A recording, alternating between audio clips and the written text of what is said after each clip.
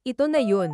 Dunbel, magka-hold ang hands, sigaw ni Mika habang nakatingin kay Donnie at Belle habang sila'y dumadaan sa kabila ng mga fans. Habang ang araw ay patuloy na sumisikat, ang mall tour ng Dunbel ay naging isa sa pinaka-inaabangan na event ng taon. Ang fans ng Donnie at Belle, na tinatawag nilang Dunbella Nation, ay hindi pwedeng palampasin ang pagkakataon na makita sila ng personal. Pero ang nangyari sa araw na iyon ay hindi lang basta-basta mall tour, kundi isang kwento ng kilig, sweet moments, at para sa mas latest na chismis, subscribe at mag-like na sa channel natin. Salamat sa pagtangkilik, expected surprises. Habang ang buong venue ay puno ng sigawan at excitement mula sa mga fans, may isang fan na tila hindi mapigilan ang sarili sa kagalakan. Si Mika, isang high school student na malaki ang admiration kay Belle, ay halos hindi makapaniwala na makikita niya ang paborito niyang tambalan ng personal. Isa siya sa mga unang dumating sa venue, at naghintay siya ng matagal, ngunit hindi ito naging problema dahil todo excitement siya sa posibilidad na makasama ang Dunbel sa kanilang tour. Ito na yun. Dunbel, magka-hold ang hands, sigaw ni Mika habang nakatingin kay Donnie at Belle habang sila'y dumadaan sa kabila ng mga fans. Bagamat sila ay medyo malayo, ramdam pa rin ang connection sa kanilang mga mata. Isang maligaya at sweet na pagkaka-hold ng hands na tila nagsasabi ng maraming bagay tungkol sa kanilang relasyon, walang halong pagpapakita ng sobra o showbiz na moves. Simple lang, ngunit ramdam ng mga fans ang tunay na pagmamahal. Habang si Mika ay patuloy na kinukuhanan sila ng video, ang kanyang puso ay hindi mapigilan ng kaba at kilig. Grabe, parang ako na lang yung pinaka-lucky fan sa buong mundo, sabi ni Mika sa kanyang sarili habang nag-up.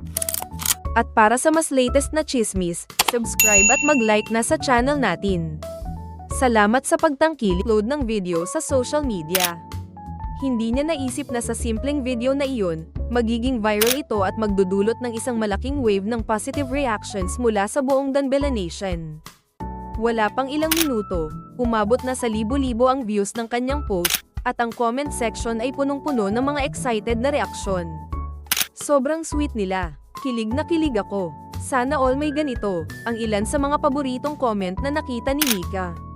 Tuwang-tuwa siya at tila hindi pa siya makapaniwala sa nangyaring ito. Sa kabila ng excitement, si Donnie at Belle ay hindi rin nakaligtas sa mga fans. Nakatanggap sila ng maraming messages, at sa isang live chat, hindi nila nakalimutang magpasalamat sa lahat ng sumuporta. Si Donnie, na kilalang malakas magbigay ng mga sweet gestures, ay nagsabi sa isang interview, "We appreciate all your support.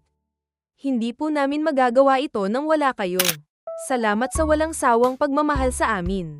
Si Belle, na hindi rin nakaligtas sa kilig ng mga fans, ay hindi nakalimutang magbigay ng mensahe para kay Mika. "Thank you so much for being so sweet, Mika.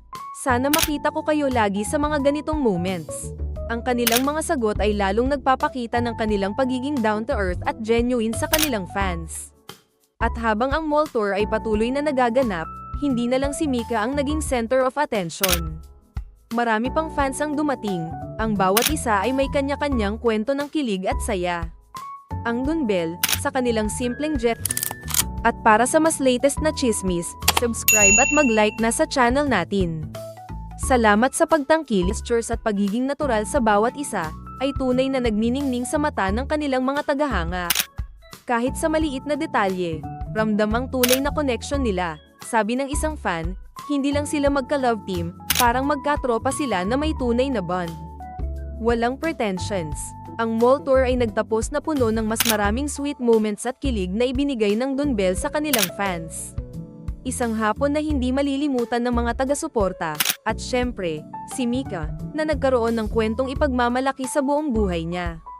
"Ito na ang pinakamasayang araw ko," sabi niya habang naglalakad palabas ng mall, hawak ang phone na puno ng screenshots ng sweet moment ni Donnie at Belle.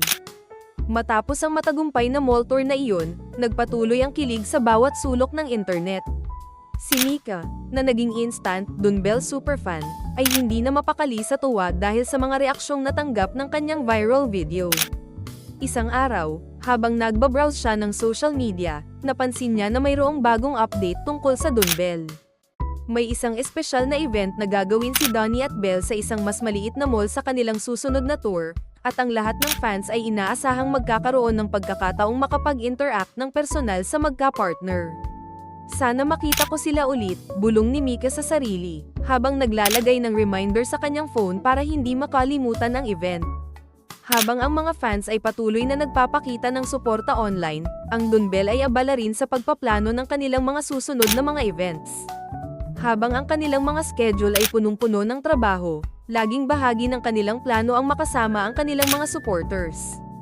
At sa kabila ng lahat ng mga commitments nila, hindi nila nakakalimutang magpasalamat sa kanilang mga tagahanga.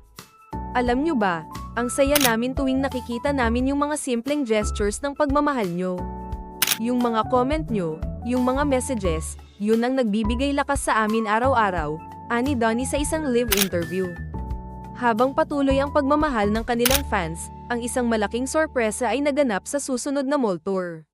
Si Mika, ang superfan na unang nakakita kay Dunbel na magka-holding hands, ay isa sa mga napiling manalo sa isang meet and greet na organized ng kanilang management team. Sa kabila ng excitement at kaba, si Mika ay dumating sa mall event, masayang-masaya dahil sa pagkakataong makaharap ang kanyang mga idol ng personal. Kaya mga Dunbel fans, kung gusto nyo pa ng mas maraming ganitong moments, don't forget to hit that like button, comment kung anong mga sweet moments ang nais nyong makita, at syempre, subscribe na rin para updated sa lahat ng kaganapan.